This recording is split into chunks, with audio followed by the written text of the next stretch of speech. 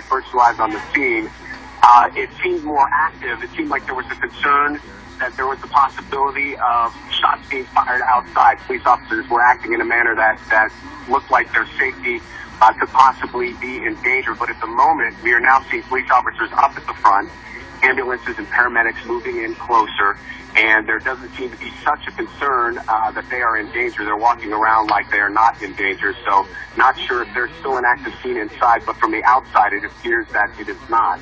They have blocked off traffic here on the road, and we do see, again, more ambulances coming up with gurneys. We just saw a woman brought out on a gurney, and she was put into the ambulance, and that ambulance is now leaving. We do have one body that is in the street that is not being tended to. That person was actually dragged out from the building in a manner that did seem like at the time that there was still an active shooting scene.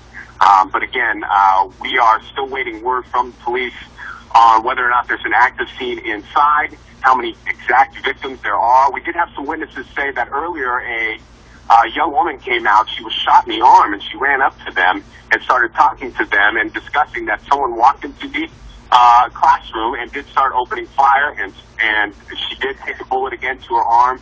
Said there were several victims. Again, we don't have the exact number yet from police, but the word is that there were several of them inside the building. So again, we're going to follow this. We're going to try to get police to talk with us, but again, it's a very active scene. They're working on getting victims out of the building.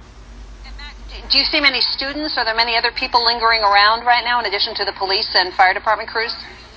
Well, this is actually a pretty active street for people to be going into because of a nearby Walmart. There's several businesses around here. So there are a lot of people who were here just in the area, but we have not talked with any of the students. There are none that are standing around outside, but again, they may be inside the building.